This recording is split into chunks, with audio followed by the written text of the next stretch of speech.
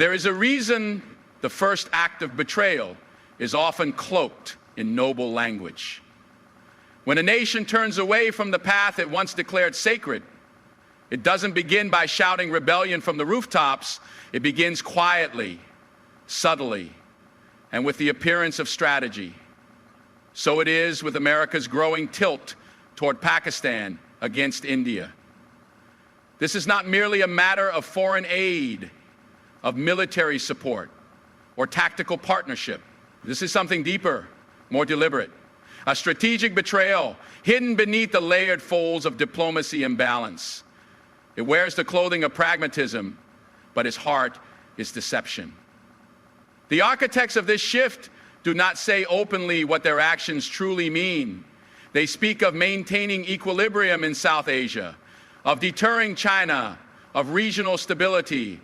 But look closely and you will see that balance is not what's being maintained. What's being fed is a serpent. For decades, America's engagement with Pakistan has been a marriage of convenience, never truly rooted in shared values. During the Cold War, Washington embraced Islamabad to counter Soviet influence, to open a path into Afghanistan and to establish a foothold in the region. Yet even then, the signs were present. Pakistan, while a strategic asset, allowed its soil to become a breeding ground for extremism. It played both sides, accepting American aid while turning a blind eye to radical groups that waged war on its neighbors.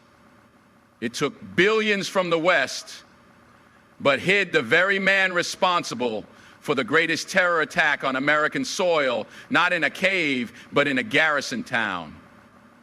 And yet the aid continued. The military hardware kept flowing. The betrayal went unpunished. Why? Because the betrayal wasn't seen as betrayal. It was masked. America, in its fear of losing leverage, chose compromise over clarity. It told itself that supporting Pakistan would offer control, but what it bought was dependency. And in that dependency, it blinded itself to a rising truth. India, not Pakistan, was the partner of destiny. A democracy, a civilization with ancient roots and modern resolve. A counterweight to tyranny, not only in the East, but globally. But the minds that shape policy in Washington have often mistaken familiarity for loyalty and tradition for threat. They chose the known instability of Pakistan over the growing independence of India. For a rising India, confident in its place, does not bend to Western dictates. And for some, that is threatening. And so the betrayal was refined.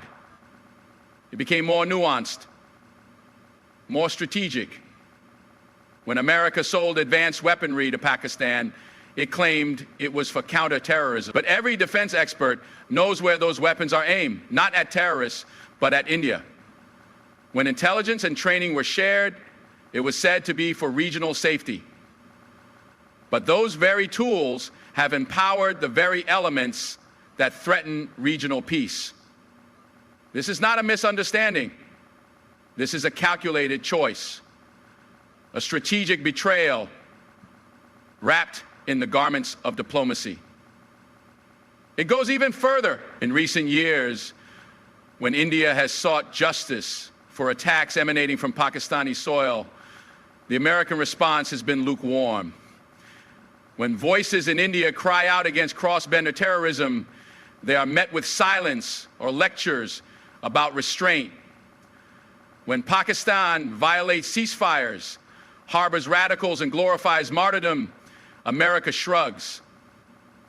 But when India responds to defend its people, its sovereignty, and its honor, the halls of Washington speak of escalation, of dialogue, of balance. But there's no balance when one hand holds the torch of peace and the other wields the sword of terror. To call it balance is not only a lie, it is complicity. Yet this betrayal isn't only against India. It is a betrayal of America's own foundations. This is a nation that once declared liberty and justice for all, that once stood with allies who shared its values, that once championed democracy and rejected regimes that harbored hate, but now it funds regimes that persecute minorities, that glorify violence, and that suppress dissent. It ignores the cries of those silenced by blasphemy laws. It turns a blind eye to the disappearances of journalists, the terror training camps, the madrasas preaching hate, and in doing so, it compromises its own soul. There is a warning in this. History is filled with empires that chose expediency over principle, that sacrificed their moral compass at the altar of control, that supported tyrants to secure influence, only to find themselves devoured by the very monsters they fed. America is walking that road. The betrayal of India is not just the betrayal of a partner. It is the betrayal of truth, of honor, of the covenant America once made with its own destiny. Because to betray India is to betray a nation that reflects many of the same ideals America once claimed to hold dear. A multi-ethnic, multi-religious democracy, standing firm in a turbulent region, a land where ancient wisdom meets modern innovation, a civilization that has suffered terror, endured aggression, and still chooses law over lawlessness. But instead of lifting up that partner, America empowers its enemies. Why? Because the betrayal is convenient. Because standing with India means standing against certain powers that Washington still fears to offend. This betrayal is not shouted from podiums. It is whispered in backroom deals. It is negotiated in arms contracts and intelligence sharing. It is written in the language of think tanks and policy briefs. But its impact is felt in the blood of soldiers, in the anxiety of citizens, in the erosion of trust between nations.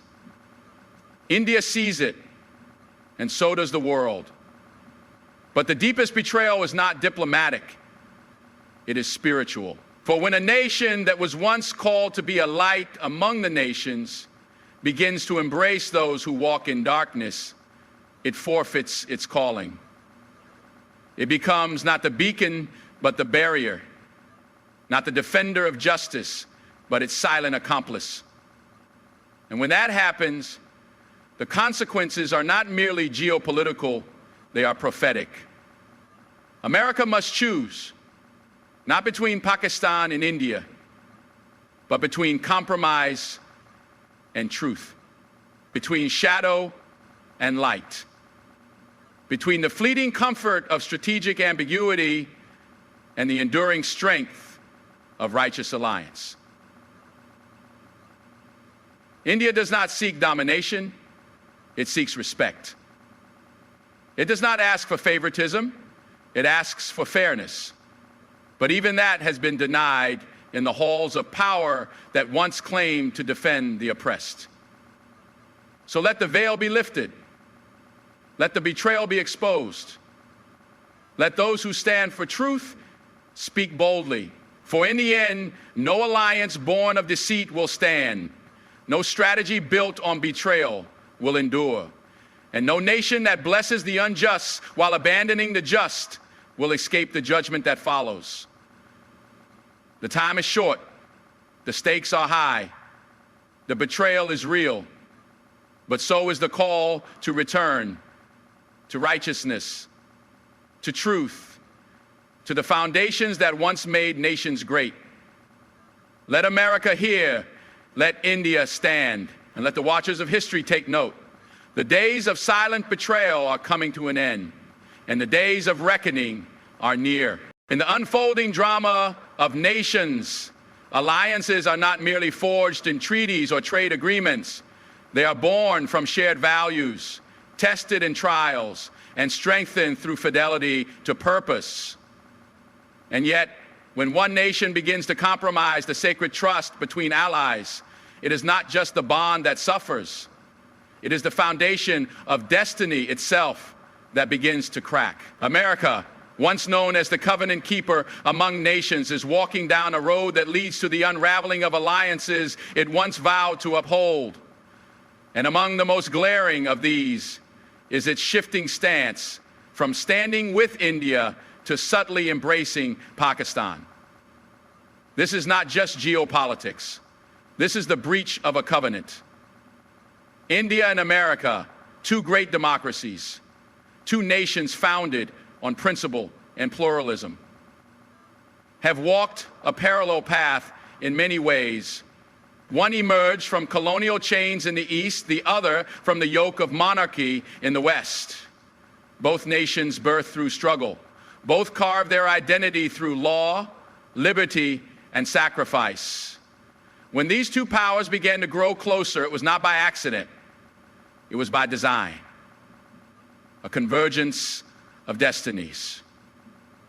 In the face of growing authoritarianism and rising extremism, the world needed a coalition of the righteous. And in that moment, India and America stood as pillars on either side of the globe. But now something has changed. The embrace is loosening. The trust is eroding. The covenant is being forgotten. A covenant is more than a contract. It is not based on self-interest, but on sacred commitment. In ancient times, when two kings made a covenant, they invoked the name of their gods, swore in blood, and bound their futures to their promises. To break such a bond was not merely dishonor, it was defiance against the divine. In our time, nations may no longer swear by altars, but the essence remains.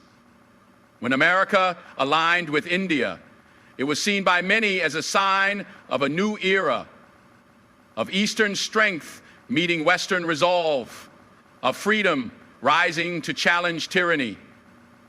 But that promise is now under threat, not because of India's failure, but because of America's shifting heart. Pakistan has long played the double game. It presents itself as an ally in public while harboring forces of destruction in private. It receives aid with one hand and trains terror with the other. It speaks the language of peace in one ear and whispers war in the next, and yet America persists in courting it, in defending it, in supporting it. Even after countless betrayals, even after searching, even after its duplicity was laid bare, what does this reveal? That America is no longer guided by covenant, but by calculation. That is no longer led by principle, but by preservation of influence, no matter how tainted.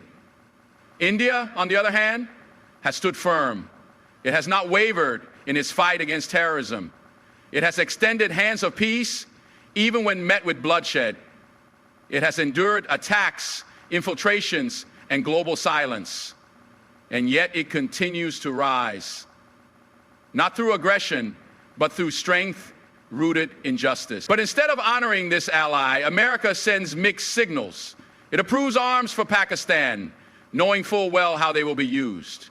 It intervenes in Kashmir with unwarranted concern, even as it ignores the persecution of minorities within Pakistan.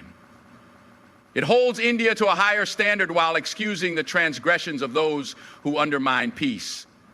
This is how alliances unravel, not in one great collapse, but in 1,000 small compromises, in the failure to speak truth when lies are popular, in the refusal to stand firm when the ground begins to shake, in the belief that neutrality is nobler than loyalty.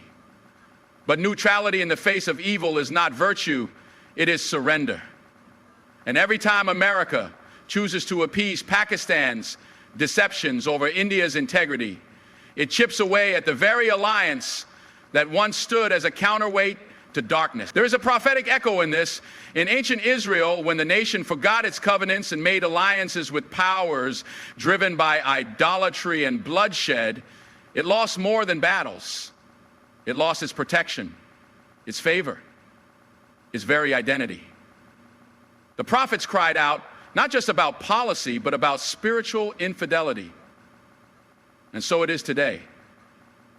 America is in danger not because of external threats alone, but because it is forgetting who it is. A nation that once declared itself under God is now aligning with those who defy the light of truth. And in doing so, it invites consequences far beyond the battlefield. India must take note. The unraveling of this alliance is not India's failure, but America's departure. Yet in this unraveling, there is a refining. For every alliance that is tested reveals its true strength. India must stand, even if alone. It must speak, even if unheard. Because the power of righteousness does not depend on the approval of others. It shines in its own flame. And that flame is not dependent on Washington or London or Brussels. It is kindled by destiny. America still has a choice. The covenant can be remembered. The bond can be renewed, but not without truth, not without repentance, not without the courage to say no to deception and yes to what is right. If America wishes to be blessed, it must bless those who walk in truth. If it wishes to lead, it must lead with integrity, not compromise. India is not asking for privilege. It is asking for partnership, for fairness, for recognition of its role as a stabilizing force in a world that grows more unstable by the hour. The unraveling of alliances is always followed by the rise of alternatives. As America distances itself, other powers will step in, alliances will shift, influence will migrate, and the balance of the world will change. It is not too late, but the hour is late. The window is narrow, the unraveling can be reversed, but only if America wakes from its strategic slumber. Let the nations hear this. Covenants matter. Truth matters. And the God who watches the nations does not slumber. He weighs alliances in the scales. He tests the hearts of kings and presidents, and he will not hold guiltless those who break sacred bonds for the sake of gain. The unraveling is not inevitable, but if it continues, it will bring judgment, not just upon those who are betrayed, but upon those who betrayed. So let the warning be clear. Let the silence be broken. Let the covenant be restored. For what is at stake is more than power or position. It is purpose, destiny, and the judgment of history itself. There comes a moment in the story of every nation when it must choose between convenience and conviction, between the shifting winds of diplomacy and the enduring call of truth, between appeasing those who deal in deception and standing with those who walk in righteousness. That moment has come for America, and its actions toward Pakistan and India reveal the path it is choosing. For while it speaks of democracy, it strengthens the hands of those who undermine it. While it celebrates liberty, it aligns itself with those who silence it. And while it claims to champion peace, it supports regimes that fuel unrest. The support extended to Pakistan in the face of mounting evidence, rising extremism, and persistent aggression against India is not merely a miscalculation. It is a sign of moral compromise. And moral compromise, when left unchecked, leads to judgment.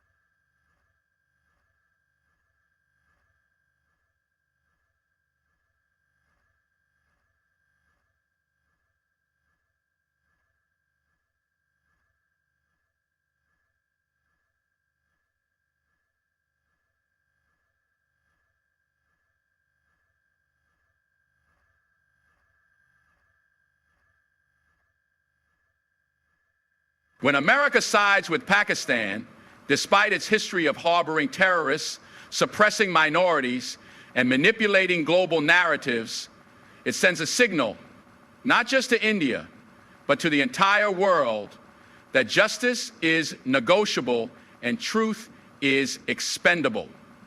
And in doing so, it loses the very foundation upon which its leadership in the world was built. There was a time when America's support meant something. It was the voice that stood with those behind the Iron Curtain. It was the hand that lifted the oppressed. It was the shield for allies standing against tyranny. But that voice is now becoming uncertain, that hand hesitant, that shield cracked. When India suffers under the shadow of terror, planned, financed, and executed by elements within Pakistan, the silence of American leadership is not neutrality. It is abandonment, and abandonment has consequences. India is not merely a geopolitical ally. It is the world's largest democracy, a civilization that upholds law, cherishes pluralism, and resists tyranny. In its history, it has never invaded a nation to impose its will. In its conduct, it has maintained dignity in the face of provocation. To stand with India is to stand with order over chaos, with dialogue over destruction, with principle over propaganda. Yet instead of honoring this, America has chosen to balance scales that should never be balanced. It treats both nations as equal players in a game, rather than recognizing the difference between the one who defends peace and the one who disrupts it. Why does this happen? Because moral clarity has been replaced by moral relativism. Because instead of calling evil by its name, leaders now ask whether it is politically beneficial to do so. Because in the pursuit of influence, the West has allowed its compass to drift. It is no longer about who is right, but who is useful. No longer about standing with the righteous, but about preserving access, leverage, and control. And so America continues to fund, arm, and appease Pakistan, believing it can contain the threat while benefiting from the partnership. But that is a dangerous illusion. You cannot feed the fire and expect not to be burned. You cannot empower those who shelter terror and expect peace to prevail. You cannot bless what is cursed and not invite the curse upon yourself. By supporting Pakistan, America is not just undermining its alliance with India.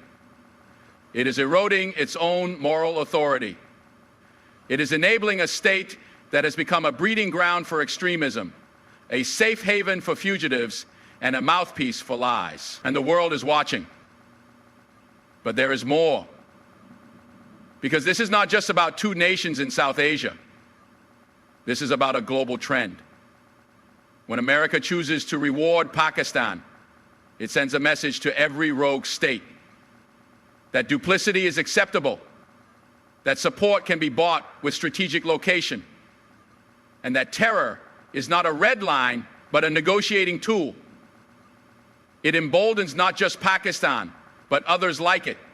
It tells the world that the so-called leader of the free world is willing to look the other way, as long as the price is right. Yet in the midst of this betrayal, India rises, not with loud declarations, but with quiet strength. Not with vengeance, but with vision. It builds alliances based on trust. It defends its borders with restraint. It invests in progress, not propaganda. And in doing so, it becomes not just a regional power, but a moral compass in a world spinning out of control. America may choose to overlook this now, but history will not. Because history remembers not those who played both sides, but those who stood on the right side. America must ask itself, what legacy is it building? What testimony will its foreign policy leave? Will it be known as the nation that turned its back on its friends, that chose compromise over courage, that stood with those who opposed justice while ignoring those who upheld it? Or will it awaken before it is too late? For every alliance there is a test, and this is America's test. To choose between the allure of temporary alliances and the power of enduring partnerships. Between the false peace of appeasement and the real peace that comes through truth. Between the shadowy backrooms of compromise and the bright light of conviction. It still has time to choose, but the window is closing. India has not faltered. It continues to build, to grow, to lead.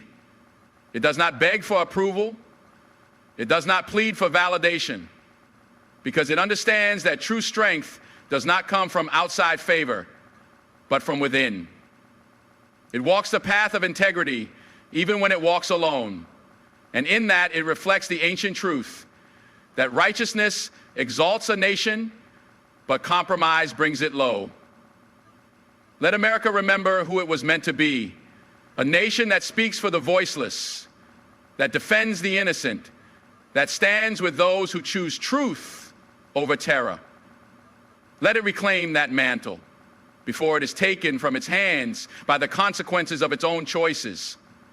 For in the end, this is not about strategy, it is about destiny. Not about politics, but about principle. Not about the next election, but about the next generation. And if America continues on its current path, it will not only lose India, it will lose itself. The moment of decision is here. The world is watching. The pages of history are open, and the pen is in America's hand. What it writes next will echo far beyond the borders of South Asia. It will shape the very future of freedom itself. There is a silence that speaks louder than words. When injustice is ignored by those who claim to champion justice, when violence is excused in the name of strategy, and when truth is overshadowed by political calculation, that silence becomes a witness against the one who remains quiet. America, the nation that once declared itself a defender of freedom and a beacon for the oppressed, has fallen into such a silence regarding Pakistan's actions against India.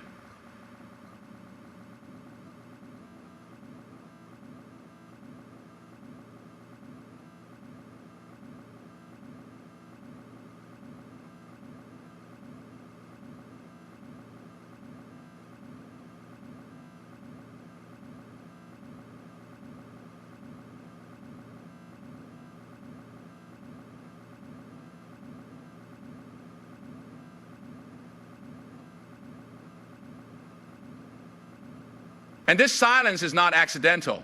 It is deliberate, it is calculated, it is strategic, but it is also damning. Because when a nation chooses silence in the face of terror, it is no longer neutral, it is complicit. For years, Pakistan has allowed its soil to become a sanctuary for those who sow death. The perpetrators of some of the most brutal attacks against India have found refuge, support, and even celebration within its borders. From the Mumbai attacks to the constant infiltration along the line of control, from the financing of radical groups to the glorification of jihad in its school books, the evidence is overwhelming. And yet, the international response, particularly from America, has been lukewarm, muted, and at times completely absent. This is not because the facts are in dispute. It is because the truth has been traded for influence. When the towers fell in New York on 9/11, America vowed to leave no stone unturned in its war against terror. It launched invasions, toppled regimes, built coalitions, and mobilized the world. But when those same forces of terror strike India, the world does not respond with the same urgency. There are no emergency sessions at the United Nations, no sweeping sanctions, no declarations of solidarity. Instead, there are appeals for restraint, always directed at India, never at those who incite and support the violence. And this imbalance speaks volumes. What drives such selective outrage? Why is terror against one nation a global catastrophe, while terror against another is a diplomatic inconvenience? The answer lies not in justice, but in geopolitics. Pakistan holds a strategic position. It is seen as a gateway to Afghanistan, a counterweight to Iran, and a partner, however unstable, in dealing with China. And so, for decades, America has tolerated its duplicity. It has overlooked the terror camps, the radical indoctrination, the suppression of minorities.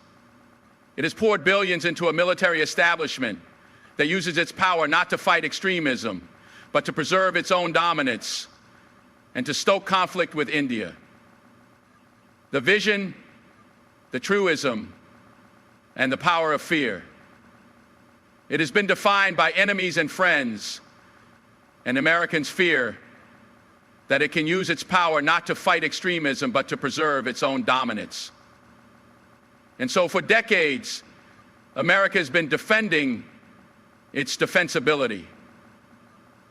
It has put the pressure on the CIA to preserve its fundamentalism. And through it all, America has remained largely silent. But silence is not neutral. Silence in the face of evil is a decision. It is a statement. It is a betrayal. When the powerful refuse to speak, they empower the oppressor. When the guardians of liberty ignore cries for help, they forfeit the moral authority they once held. And in this silence, India has been left to face not only the bullets of its enemies, but the betrayal of its supposed. There is a deeper danger in this silence. For when a nation ceases to call evil by its name, it loses its ability to discern good from evil. It becomes blind, not by accident, but by will. It chooses not to see, because seeing would demand action, and action would risk the very relationships it seeks to preserve. But in preserving those relationships, it loses something far more valuable: its integrity. This silence also emboldens the aggressor.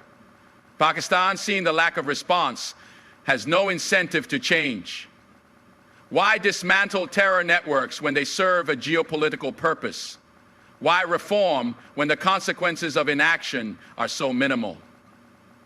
It continues its policies not because it is too powerful to oppose, but because it has been given permission through silence to continue.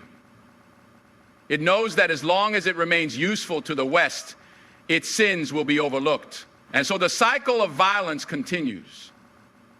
India, meanwhile, stands alone. It mourns its dead, rebuilds its cities, and strengthens its defenses.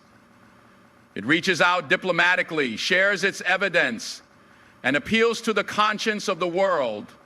But time and again, its calls fall on deaf ears. Instead of support, it receives lectures. Instead of solidarity, it is told to maintain peace, even as its people bleed. But India has not turned to vengeance. It has not descended into chaos. It has not matched fire with fire. It has stood firm, dignified, and resolved. And in doing so, it has shamed the silence of those who claim to lead the free world. This is the paradox of our times. The nation that upholds law is pressured to compromise, while the nation that breaks it is rewarded with aid.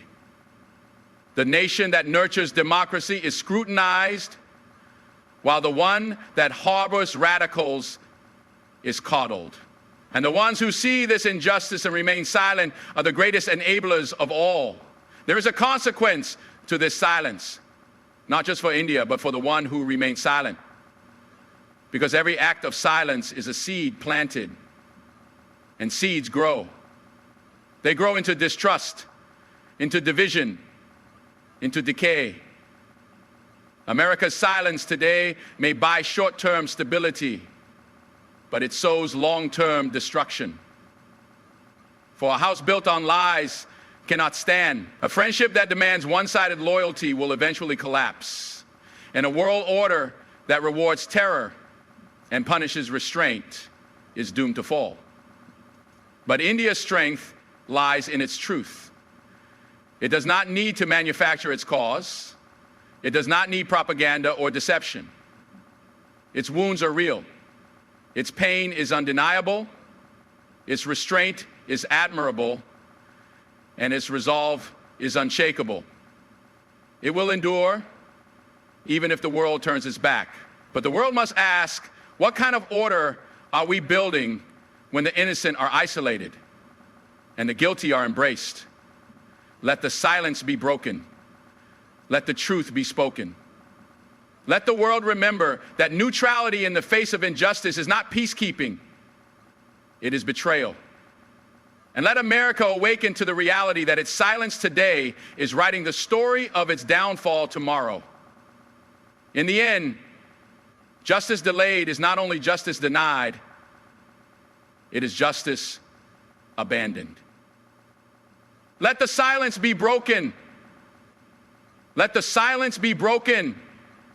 It is justice abandoned. And I believe in justice for its own sake and not for its own disabandon.